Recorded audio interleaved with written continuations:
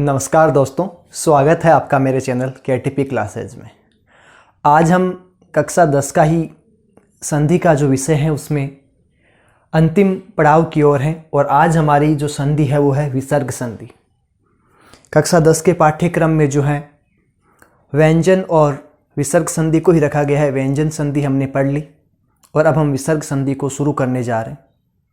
दोस्तों, विसर्ग संधि में हमें सबसे महत्वपूर्ण जो बात ध्यान देनी है वो ये है कि विसर्ग के स्थान पर जब परिवर्तन होता है, विसर्ग के स्थान पर जो परिवर्तन होता है वही विसर्ग संधि है। इससे पहले एक बहुत ही महत्वपूर्ण बात की जो बोर्ड एग्ज़ाम है वो बेहद नज़दीक है और कई ऐसे विद्यार्थी हैं जिन्होंने शुरू में मोटिवेट होकर काफ़ी अच्छी मेहनत की, लेकिन अब उनकी जो चाल है वो उसी खरगोश की तरह हो गई है जो पहले बहुत तेज़ दौड़ा लेकिन अब उसने थोड़ा सा आराम करने के चक्कर में जो अपनी सारी मेहनत को बर्बाद कर दिया। दोस्तों, कुछ पाने के लिए जो है बहुत कुछ गंवाना पड़ता है और आपने जितना गंवाया वो सब कुछ या उससे भी अच्छा जो है आपको जब अपनी मंजिल मिलती है तो आप वो महसूस करते हैं कि आपको बहुत कुछ मिल भी गया है। और इस ज़िंदगी का ये सीधा सा नियम है कि दुनिया का ऐसा कोई व्यक्ति नहीं रहा जिसे कभी संघर्ष नहीं करना पड़ा। संघर्ष जीवन की पहचान है और बिना संघर्ष के कोई भी व्यक्ति जो है वो इस जीवन को नहीं जी सकता। ध्यान रखें कि ये ज़िंदगी के जो पड़ाव हैं वो आपको न जाने कितने हालातों से आपको गुजारेंगे, लेकिन एक चीज़ जो है आपका साथ देगी वो है खुद पे विश्वास और धैर्य।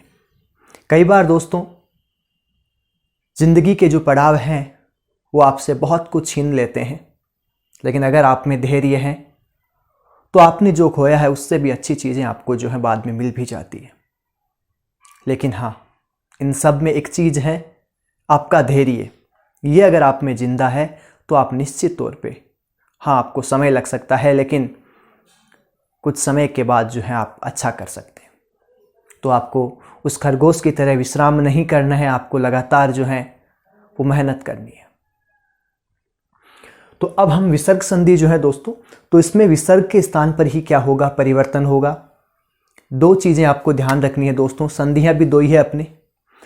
तो पहली चीज़ हमने देखा कि जो व्यंजन संधि होती है, जो व्यंजन संधि होती है, व्यंजन संधि का नियम है कि पहले पद के अंत में, व्यंजन संधि का नियम क्या है, आपने देखा होगा कि ये जो धन का चिन्ह होता है, ये इस साइड में जो पद होता है वो प्रथम पद कहलाता है और इसके बाद जो पद होता है वो द्वितीय पद कहलाता है। और मैंने कहा संधि हमेशा जो है वो पहले पद के अंतिम वर्ण और दूसरे पद के जो प्रथम वर्ण के बीच में ही हमेशा क्या होती है, संधि, यानी कोई विकार, कोई परिवर्तन इनके अंदर मिलने से होता है।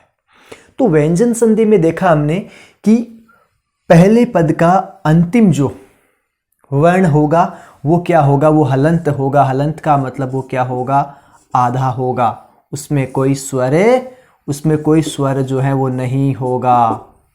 इसी प्रकार विसर्ग संधि की पहचान क्या होगी दोस्तों, कि विसर्ग संधि में भी क्या होगा कि पहले पद के अंत में क्या आएगा, विसर्ग आएगा। आना ही आना है, पहले पद के अंत में क्या होगा, विसर्ग। और इसी विसर्ग के स्थान पर जो भी परिवर्तन होगा दोस्तों, इसी विसर्ग के स्थान पर जो भी परिवर्तन होगा, यही परिवर्तन तो क्या कहलाता है, विसर्ग संधि कहलाता है दोस्तों।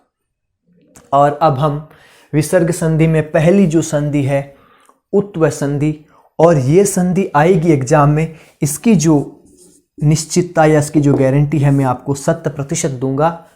हर वर्ष, ना केवल कक्षा 10 जैसी परीक्षाओं में बल्कि जो प्रतियोगी परीक्षाओं में भी जो इससे प्रश्न हर साल पूछे जाते हैं। ये आनी ही आनी है, तो इसका मतलब इसको तैयार करना ही होगा। उत्व संधि क्या है, उत्व संधि क्या है दोस्तों, बड़ी आसान है। ये दो प्रकार से चलती है, हमारे पाठ्यक्रम में दो प्रकार से चलती है और दोनों ही प्रकार इतने आसान है कि हम इनको कभी नहीं भूलेंगे। देखिए दोस्तों, उत्व संधि क्या कहते, इसके नियम मैं आपको बिल्कुल नहीं समझाऊंगा, और मैं कक्षा 10 तक के लेवल में उम्मीद भी नहीं करता कि मुझे ये नियम आपको समझाने चाहिए, क्योंकि नियमों से कौन सा नियम लगा, किस सूत्र के तहत हुआ, ये आपसे पूछा ही नहीं जाएगा, तो मैं आप पे क्यों बर्डन इस चीज़ का डालूं, मैं बोझ नहीं डालना चाहता। जब हम रिट जैसी परीक्षाओं के लिए जाएंगे तो हर एक सूत्र को हम समझेंगे। यहाँ मेरा उद्देश्य आपको सूत्रों में उलझाना नहीं है, वो चीज़ जो आपको एग्जाम में पूछी जाएगी जिससे आपको अच्छे अंक प्राप्त हो और जिससे आपको सफलता मिले, वो चीज़ मैं आपको बता रहा हूँ दोस्तों। बाकी नियमों के चक्कर में जाएं तो ये पूरा जो हमारा बोर्ड है, ये व्हाइट बोर्ड पूरा भर जाए दोस्तों, और उसका कोई औचित्य नहीं होगा। उत्व संधि कहती है कि पहले पद के अंत में, पहले पद के अंत में क्या हो, पहले पद के अंत में देखो दोस्तों, विसर्ग तो विसर्ग संधि है, मैंने कहा ये तो होना ही है, पहले पद के अंत में विसर्ग तो होना ही है। इस विसर्ग से पहले जो पहले पद का जो अंतिम वर्ण है, पहले पद का जो अंतिम वर्ण है उसमें क्या स्वर रहना चाहिए दोस्तों, उसमें अ स्वर रहना चाहिए। पहले पद के अंतिम वर्ण में अ स्वर हो, और उसके बाद मतलब दूसरे पद के शुरू में क्या हो, दूसरे पद के शुरू में क्या हो दोस्तों, अ हो। दूसरे पद के शुरू में क्या हो, अ हो। तो क्या होगा, तो ये संधि कहती है कि पहले पद के अंत में वर्ण में क्या स्वर रहना चाहिए, अ स्वर हो, और दूसरे पद के शुरू में क्या हो, अ हो। तो क्या होगा, इसमें दो बदलाव होंगे। विसर्ग के स्थान पर तो क्या हो जाएगा दोस्तों, विसर्ग के स्थान पर तो ओ हो जाएगा, विसर्ग के स्थान पर क्या हो जाएगा, ओ, और विसर्ग कहाँ होगा, पहले पद के अंत में। तो विसर्ग के स्थान पर क्या होगा, ओ होगा, और जो दूसरे पद के शुरू में जो अ होगा उस अ का क्या हो जाएगा, अवग्रह हो जाएगा। आपने इसका चिन्ह देखा होगा इस प्रकार से, ये अवग्रह हो जाएगा। पुनः देखिए दोस्तों, यह उत्व विसर्ग संधि कहती है कि पहले पद के अंत में, पहले पद के अंत में जो वर्ण है उसमें अ स्वर होना चाहिए, और दूसरे पद के शुरू में क्या हो, अ हो। तो क्या होगा, यहां अ में कोई बदलाव नहीं होगा, ये जो विसर्ग है इस विसर्ग के स्थान पर ओ हो जाएगा, और जो दूसरे पद के शुरू में जो अ है उसके स्थान पर अवग्रह हो जाएगा। अब देखिए दोस्तों, उदाहरण लिए हमने कह धन अपि, कह धन अपि। देखिए क में क्या स्वर है, क में क्या स्वर है दोस्तों, क में स्वर है दोस्तों अ। तो ये हमारे इस नियम को पूरा कर रहा है। विसर्ग मैंने कहा विसर्ग संधि है तो पहले पद के अंत में विसर्ग को आना ही पड़ेगा। तो पहले पद के अंत में, इसमें वर्ण एक ही है दोस्तों, दो तीन वर्ण इसमें है नहीं, तो इस अंतिम वर्ण ही हम इसी को मानेंगे। तो इस क में क्या है, अ है, और दूसरा पद का प्रथम वर्ण क्या है, अ, बिल्कुल आ रहा है। अब क्या कहा, संधि ये कह रही है कि विसर्ग के स्थान पे क्या हो जाएगा, ओ हो जाएगा। तो देखिए क से हमारी कोई दुश्मनी नहीं है, तो इस क को हम लिख देंगे क। अब विसर्ग के स्थान पे क्या करना है, ओ करना है। ओ की मात्रा ये लीजिए, हमने ओ कर दिया, हो गई ओ की मात्रा। इसके बाद इस अ के स्थान पे क्या होगा, अ के स्थान पे क्या होगा, अवग्रह होगा, बिल्कुल कर दिया। और ये बेचारा भोला भाला सा जो पी है, इससे भी हमें कोई इतना मतलब नहीं है, इसको छेड़ना ही नहीं है, राजी खुशी रहने दो। ये लीजिए, कह धन अपी से क्या बन गया, को अपी। क्या बन गया, को अपी। एक और उदाहरण देखिए, इसमें देखिए राम है धन अवदत्त, राम है धन अवदत्त। अब देखिए इसका ये पहला पद हो गया पूरा, पहले पद का अंतिम वर्ण क्या है, मैं, और मैं में क्या आ रहा है, ए आ रहा है, ठीक है। और दूसरे पद के शुरू में क्या आ गया, ए आ गया। लगा दीजिए नियम, क्या कह रहा है कि विसर्ग के स्थान पे तो ओ करना है, और दूसरे पद के जो शुरू में जो है उसके स्थान पर अवग्रह करना है। तो ये राम जी वाला रा है तो इसको हम नहीं छेड़ेंगे, ये रा, ये लिख दिया हमने मैं, और विसर्ग के स्थान पे हमने कर दिया ओ, रामो। और इसके बाद देखिए अ के स्थान पे हमने कर दिया अवग्रह, और पीछे जो है बोलने वाला जो अपना ये देखिए जो वह है उसको हमने कर दिया वदत, रामो वदत, रामो अवदत्त। इस प्रकार से हमारा उत्व संधि का ये पहला भाग, इसका एक और भाग है, और इसका दूसरा भाग जो है ये कंफ्यूज 1% भी आपको मैं कह रहा हूं उलझन होनी ही नहीं है। इस संधि ने क्या कहा, इस संधि ने पहली जो उत्व विसर्ग संधि है इसका पहला भाग हमें कहता है कि पहले पद के अंत में क्या हो, मतलब ए रहना चाहिए, और दूसरे पद के शुरू में अरे जदों खुल्लो दिख जावे ना अपन ये मुंडो फाड़िया तो बस जब ओ नियम करना है, अवग्रह करना है अपन। दूसरा पद के शुरू में अगर अपन ए दिख जावे तो कहीं करना है, दूसरा पद के शुरू में अगर अपन ए दिख जावे तो अपन कहीं करना है कि नियम आपनो सीधो सो है कि अपन दूसरा पद के शुरू में ए के स्थान पर अवग्रह करना है और विसर्ग के स्थान पर ओ करना है। अब इसका दूसरा नियम कहता है हसी च सूत्र से, हस जो प्रत्याहार होता है, हसी च सूत्र से कहता है कि मान ली भाई पहले पद के अंत में अ हो और दूसरे पद के शुरू में हस प्रत्याहार, ये बहुत रुलाता है, नाम इसका हस प्रत्याहार रुला देता है बच्चों को। कह रहा है कि पहले पद के अंत में क्या हो, अंतिम पहले पद का जो अंतिम वर्ण हो उसमें क्या होना चाहिए, अ स्वर होना चाहिए, और दूसरे पद के शुरू में हस प्रत्याहार का कोई भी वर्ण आ जाए। हस प्रत्याहार मतलब वर्ग का तीसरा चौथा या पांचवा वर्ग, मैंने बताया आपको क वर्ग के पंचम पूरे 5 वर्ण हो गए, च का, ट का, त का और प का। ये स्पर्श व्यंजन भी इनको कहा जाता है। ये 25 जो होते हैं क से लेके और ये पूरा आपका प वर्ग है, पांचों के 5 कितने हो गए 25, इनको स्पर्श भी कहते हैं। तो कह रहा है जैसे क वर्ग है उसका तीसरा चौथा पांचवा कौन सा हो सकता है, ग ग अड़, इसी प्रकार च के 3 4 5, ट के, त के और प के। तो कह रहा है कि दूसरे पद के शुरू में इन 5 वर्गों में किसी भी 5 वर्गों में से अगर इनमें से कोई तीसरा चौथा या पांचवा इनमें से कोई वर्ण आ जाए या फिर ह य व र और ल दिख जाए आपको, तो क्या करना है, क्या करना है आपको, जो विसर्ग है यानी पहले पद के अंत में जो विसर्ग लगी हुई है उस विसर्ग के स्थान पर आपको ओ कर देना है। बाकी आपको आगे ना कोई अवग्रह करना है ना कोई और। तो देखिए मन है धन हर है, मन है धन हर है। अब देखिए इसका पहले पद का अंतिम वर्ण क्या है, न, न में क्या आ रहा है, ए आ रहा है, और विसर्ग तो आना ही है क्योंकि ये विसर्ग संधि है। आगे देखिए क्या आ रहा है हमारा जो है हस प्रत्याहार में से आ रहा है, तो आगे आया है। तो अब देखिए संधि क्या कह रही है कि केवल विसर्ग के स्थान पे आपको ओ करना है। चलो ठीक है जी, मैं को मजे में रहने देते हैं, न को भी नाराज नहीं करते हैं, विसर्ग के स्थान पर ओ कर देते हैं, और हरी वाला हर है तो इसको छेड़ना ही नहीं है बिल्कुल। ये लीजिए मन है धन हर से मनोहर हो जाता है। एक और उदाहरण, यश है धन दा, यश है धन दा। तो देखिए पहले पद के अंत में श में अ की ध्वनि आ रही है, आगे विसर्ग है, और यहाँ दा यानी द, त थ और द, तैवर का तीसरा वर्ण आ रहा है, तीसरा चौथा पांचवा हो सकता है, कोई नहीं। यश देने वाला यह है तो रहने दीजिए। फिर श, और अब जो विसर्ग है उसके स्थान पे हम क्या कर देंगे, ओ कर देंगे, और देने वाला जो दा है उसको मत छेड़िए। यश है धन दा से यशोदा। इसी प्रकार नम है धन नमः, मैं में वही है की ध्वनि। तो देखिए न का न, मैं का मैं, आगे देखिए आप न आ गया, त थ द ध न आ रहा, हमारा पंचम वर्ण आ रहा है। तो देखिए क्या करना है, विसर्ग के स्थान पे हमने कर दिया ओ, और आगे क्या रह गया, नमः रह गया। इस प्रकार से जो है ये हमारी उत्व संधि है।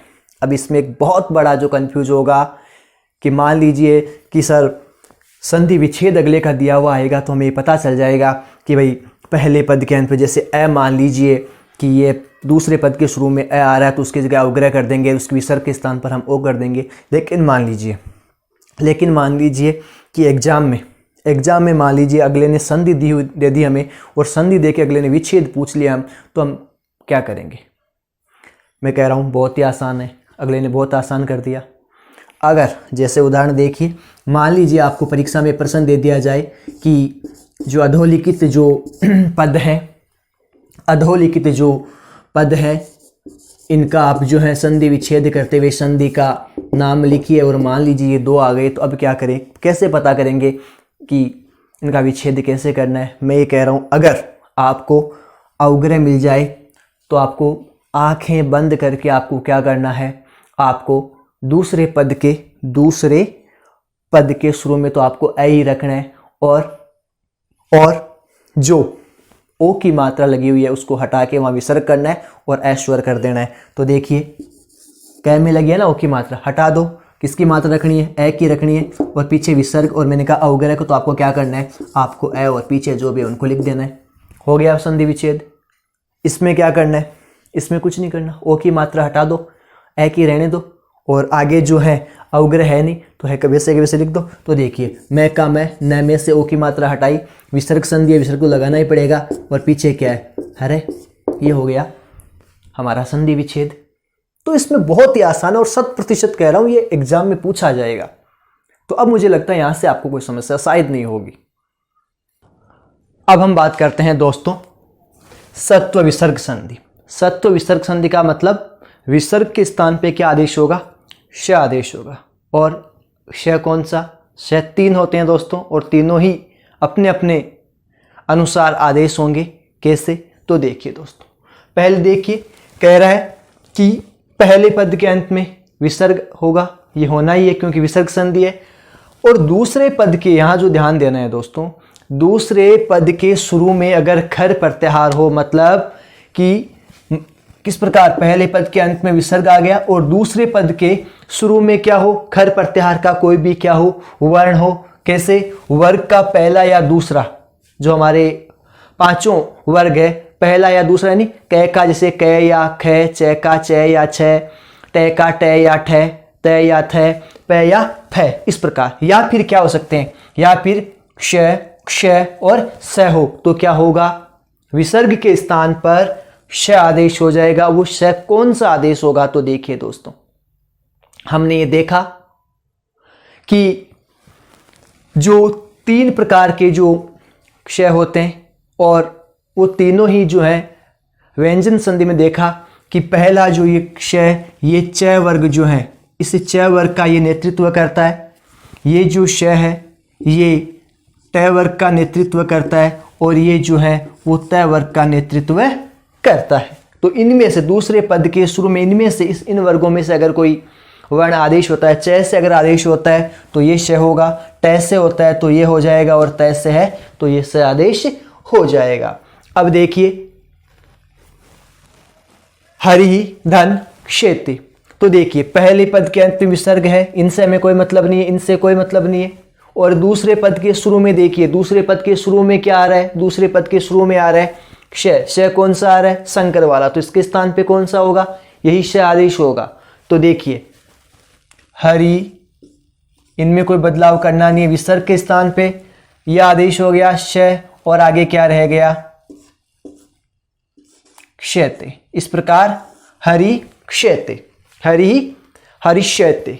इसी प्रकार निह धन संदेश, स कौन सा आ रहा है, स सड़क वाला, तो स आदेश कौन सा होगा, यही होगा।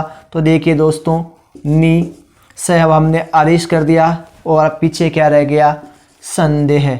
इस प्रकार से निसंदेह।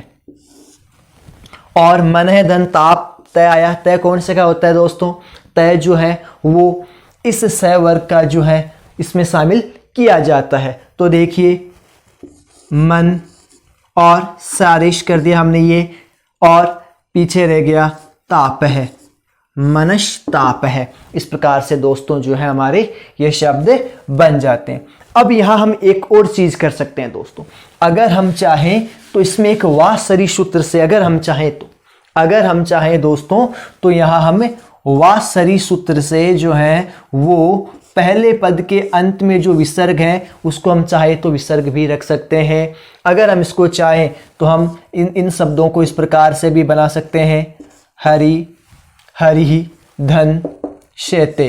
लेकिन इसमें क्या होगा दोस्तों, इसकी एक शर्त है, वा सरी की एक शर्त है। वा सरी सूत्र कहता है कि पहले पद के अंत में क्या हो, विसर्ग हो, और दूसरे पद के शुरू में क्या आ जाए, दूसरे पद के शुरू में अगर इन तीनों श में से कोई सा भी श हो तो हम चाहे तो विसर्ग के स्थान पर क्या कर सकते हैं, विसर्ग को रख सकते हैं दोस्तों। तो ये थी हमारी षत्व विसर्ग संधि। अब हम चल रहे हैं ऋत्व विसर्ग संधि, यानी विसर्ग के स्थान पे अब क्या आदेश होगा। अब जो है इस ऋत्व विसर्ग में विसर्ग के स्थान पे क्या आदेश होगा दोस्तों, विसर्ग के स्थान पर र आदेश होगा। कैसे होगा, तो देखिए ये कह रही है कि पहले पद के अंत में, सारी चीज कहां से, ये कह रही है कि पहले पद के अंत में, ये बात कर रही है पहले पद के अंत में क्या हो, ये कह रही है पहले पद के अंत में जो है वो ए या आ स्वर नहीं रहना चाहिए। पहले पद के अंत में, पहले पद के अंत में जो वर्ण हो उसमें ए या आ ये स्वर नहीं होने चाहिए, इनके अलावा कोई भी भिन्न स्वर हो सकता है। और दूसरे पद के शुरू में कोई सा भी स्वर, यानी इसमें ए और आ शामिल है, सारे स्वर हो सकते हैं, केवल पहले पद के अंत में जो वर्ण आ रहा है उसमें ए या आ नहीं रहना चाहिए, बाकी कोई भी स्वर हो सकता है। और दूसरे पद के शुरू में कोई भी स्वर, यानी ए या आ भी शामिल है, कोई भी स्वर हो सकता है, या फिर वर्ग का तीसरा, चौथा, पांचवा वर्ण और है, यह, वह, रे और ल होंगे, तो क्या होगा, विसर्ग के स्थान पर र आदेश हो जाएगा। कैसे, देखिए, मुनि ही धन इति, मुनि ही धन इति, ये रहा पहले पद का अंतिम वर्ण। न में देखिए ई है, यानी ए या आ नहीं है। आगे देखिए कोई भी स्वर हो सकता है, ई आया है तो कोई समस्या नहीं है, कर दीजिए मुनि, और विसर्ग के स्थान पे क्या हो जाएगा, विसर्ग के स्थान पे क्या हो जाएगा, रे, और विसर्ग के स्थान पे तो रे हो गया। रे कैसे, वहालंत हुआ। देखिए दोस्तों, रे क्या वहालंत, आगे क्या था, ई था, आगे क्या था, ई था, तो क्या होगा, ये ई की मात्रा आ जाएगी रे में, और ई कैसी है, छोटी, तो ये लीजिए मुनिरिति, इस प्रकार से बन जाएगा। फिर देखिए ते ही धन आगतम, तय में देखिए आई की मात्रा है तो कोई समस्या नहीं, ए या आ नहीं होना चाहिए। आगे क्या आ रहा है, आ रहा है, आइए कोई भी स्वर होना दूसरे पद के शुरू में, कोई समस्या नहीं है। तो देखिए ये ले लिया हमने। फिर अब देखिए विसर्ग के स्थान पे क्या होगा, रे, रे आदेश कर दिया हमने विसर्ग के स्थान पे। अब देखिए आगे क्या था, आ, तो हमने क्या किया, आ की मात्रा रे में लगाई और पीछे रह गया गतम, तेरा गतम, तेराई गतम, जो है इस प्रकार से हमारा शब्द निष्पन्न हुआ। इसी प्रकार बही धन गस्ती, है में ई की मात्रा है, आगे तीसरा वर्ण ग आ रहा है, कोई समस्या नहीं है। तो ब, फिर ही, रे आदेश हुआ। आगे क्या था, रे आदेश हुआ, रे हलंत, आगे ग था, तो हम चाहें तो इस रे को क्या करेंगे, हम इस रे को ग पे लेके जाएंगे और पीछे जो है इस शब्द को हमें लिखे देंगे। इस प्रकार से हमारी जो है ये हो गई रुत्व विसर्ग संधि। दोस्तों बहुत आसान संधि है। इसी रुत्व संधि में दोस्तों एक छोटा सा पार्ट और है। हमने पढ़ा कि पहले पद के अंत में ए या आ स्वर नहीं होने चाहिए, लेकिन अब मैं कह रहा हूं अगर ए या आ स्वर रहे पहले पद के अंत में तो भी जो रहे वो आदेश होगा। लेकिन इसकी एक शर्त है दोस्तों। शर्त क्या है कि अगर मान लीजिए पहले पद में क्या हो, कोई अव्यय शब्द हो, पहला पद क्या हो, कोई अव्यय शब्द हो सकता है, कोई ऋकारांत शब्द हो सकता है, या कोई संबोधन सूचक शब्द हो, और पहले पद के अंत में ए या आ का भाव हो, तो भी विसर्ग के स्थान पे क्या होगा, रे आदेश होगा। कैसे दोस्तों, देखिए प्रातः धन गच्छति, प्रातः शब्द एक अव्यय शब्द है। पुनः धन अत्र, पुनः भी एक क्या है, अव्यय शब्द है। पितः धन वंदे, यानी संबोधित किया जा रहा है, ये संबोधन सूचक शब्द है पितः। तो क्या है यहाँ पे देखिए तय, न और तय, इनमें ए का भाव है, लेकिन ये क्या है, दो अव्यय सूचक शब्द है, और ये जो पिता है ये संबोधन सूचक शब्द है। तो हम क्या करेंगे, विसर्ग के स्थान पर रे आदेश कर देंगे। तो कैसे करेंगे, प्रातः से देखिए दोस्तों, प्रातः था तो विसर्ग के स्थान पे क्या हो गया, रे, रे हलन था तो गय के ऊपर चला जाएगा, तो क्या बन जाएगा दोस्तों, देखिए दोस्तों प्रातर गच्छति जो शब्द है हमारा वो निष्पन्न हो जाएगा। इसी प्रकार पुनः धन, तो पुनः धन अत्र, तो पुनर रे हलन था उसमें ए मिल गया, तो क्या हो जाएगा, रे पूरा हो जाएगा और पुनरत्र हो जाएगा। इसी प्रकार पीतः धन वंदे से पीतर वंदे, तो देखिए हमारा जो रे है वो वह पे चला जाएगा, और इस प्रकार से जो है पितृ वंदे बन जाएगा दोस्तों।